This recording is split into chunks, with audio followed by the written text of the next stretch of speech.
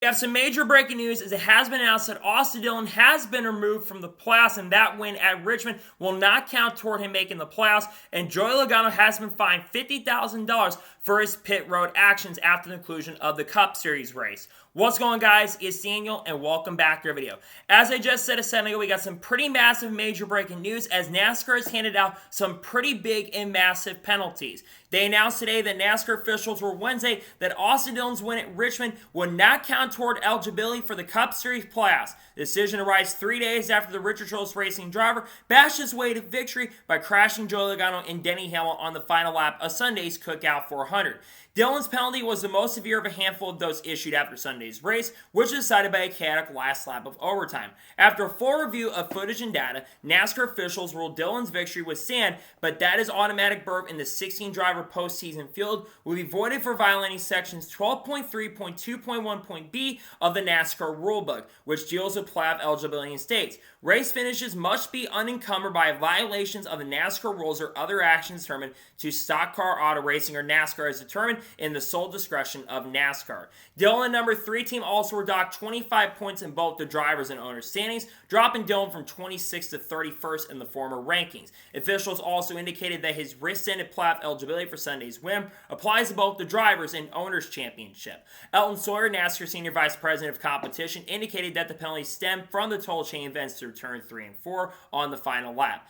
I think in all due respect to the appeal process, we looked at this in the totality of everything that happened as you enter turn 3, and as the cars got to start-finish line, Sawyer said, so as we looked through all of the data, we came to the conclusion that a line had been crossed. Our sport has been based on going for many, many years, forever on good, hard racing. Contact has been acceptable. We felt like, in this case, that the line was crossed. As I mentioned a second ago, they also, in regards to Austin Dillon, they have suspended Brendan Benesh, who is a spotter of the number 3 car, for 3 Cup Series races for his guidance of Dillon atop the grandstand roof. After the transmission came out, they decided to go ahead and penalize him for 3 races as well. On top of that as well, like I mentioned a second ago, Joey Logano was fined $50,000 for his actions after the race when he spun the tires of his number 22 team Penske Ford in anger near the RCR number 3 team's pit box. That show have discussed a violation of member code of conduct for compromising safety of others, sent celebrants from Dillon's team scattering on pit road, and drew a stern rebuke from NASCAR officials at the scene.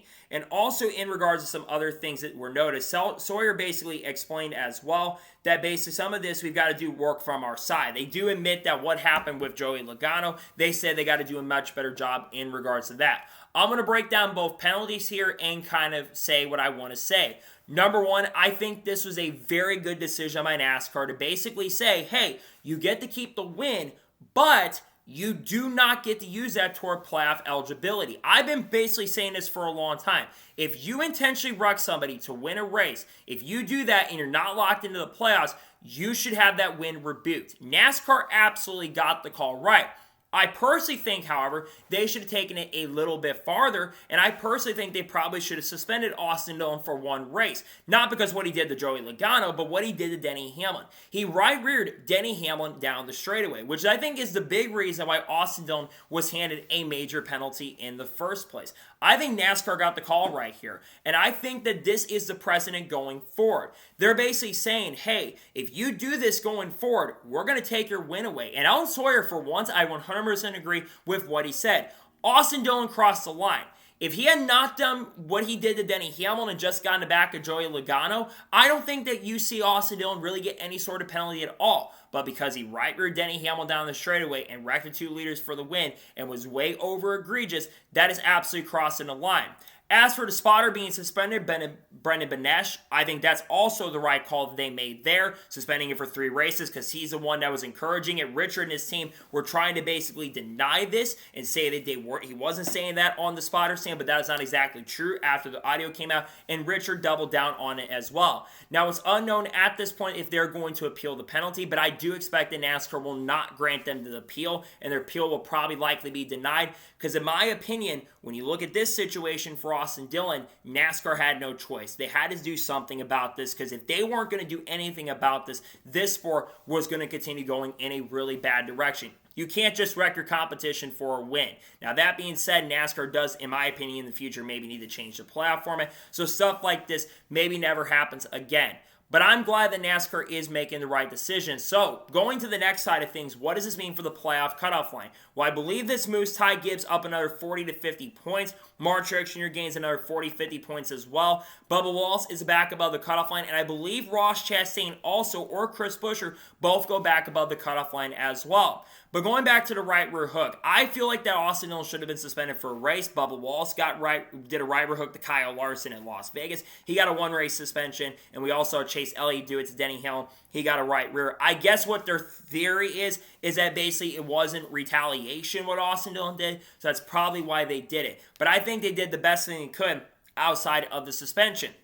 Moving on to the other side of the penalty, like I mentioned a second ago, Joey Logano was fined $50,000 for what happened on pit road.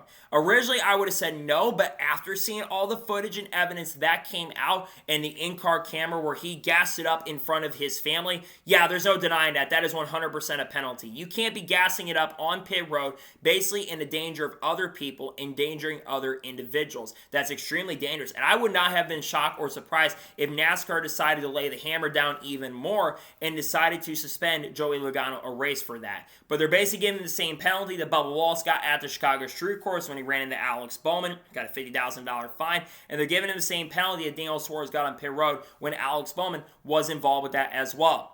Logano had every right to be frustrated and upset for what happened, and I know that he was upset with what Austin Dillon did, but at the same time, it's very dangerous, and that cannot happen. That being said, I do believe, it doesn't defend, I'm not taking what Logano did was absolutely wrong, but I think, in all honesty, and NASCAR said this too, they've got to clean up the rule book when it comes to people being allowed on pit road. There is no reason that until the cars are stopped that you should be on pit road. Once the cars do come to a stop, don't care who it is. Unless you're essential personnel and you're an official, you should not be allowed to be on pit road. There's no reason that Austin Dillon's family should have been on pit road there when the cars were still rolling. Wait till the cars come to a stop and then go on pit road. I feel like that's a policy that is going to have to change, and Ellen Sawyer absolutely said it best. They had to make a decision, and they had to make a right call there to Joey Logano, but I do agree that there absolutely needs to be a change when it comes to pit road. But going back to Austin Dillon, I really hope that with the decision today that this will stop drivers from intentionally wrecking other drivers for the wins going forward. We can't have this happening for a long time down the road. If this would not have happened today, where we revoked Austin Dillon's eligibility to make the playoffs, I believe that this would have led to a lot of other major issues. We saw how it was in the Truck Series last year, where Carson Osbar intentionally ran into Corey Heim trying to get him and get to a championship spot. And then it led to one of the worst Truck Series races of all time when Corey Heim trying to retaliate against Carson Hocevar, and then it led to 4 or 5 overtimes. Had that stuff not happened, I don't know if this would have happened, but same token, same time, what if this would have led to someone wrecking for the championship, right? It could have led to the championship race, someone right rearing down the straightaway and wrecking somebody for the win. That is a bad look for the sport. You can sit here and say that it's a good look for the sport, but at the same token, same time, I think the only reason also people were advocating for him to not get a penalty was because it's Denny Hamlin and Joey Logano. I do not care who it is.